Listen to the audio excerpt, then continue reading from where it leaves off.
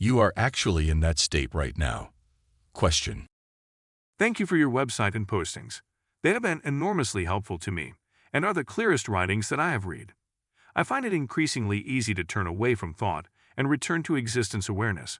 However, I have a lot of difficulty with seeing that there is no person. I see that there are lots of person-related thoughts that have no substance. But the source of my troubles appears to be a feeling of the body as a person and as being a lot more substantial than thoughts. Caring for that body person seems to be a source of a lot of anxiety and worry.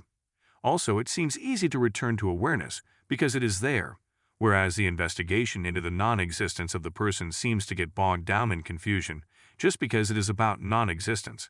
I guess I'm looking for some kind of pointer as to what it is like to see that there is no person.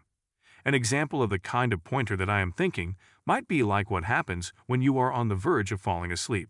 I know what that feels like. Thoughts, including all personal concerns, tend to disappear at that moment, and it is a relief. Is the scene like that? I would say the main thing is to get a feel for the awareness and feel that as your true nature. It is present, clear, and bright. If you see that and relax with that, that should cover things pretty well. When you look from there, you see that there are sensations, thoughts, feeling, perceptions, and experiences coming and going, but no particular center or entity to whom they belong.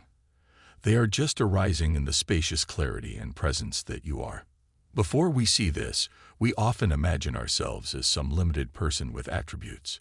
We think things like, I am good, I am bad, I am John, I am not enlightened, I am here and others are there, I have problems, I am a body or mind, and so on. The key to this is to see that all these concepts belong to an imagined person or entity that we take ourselves to be.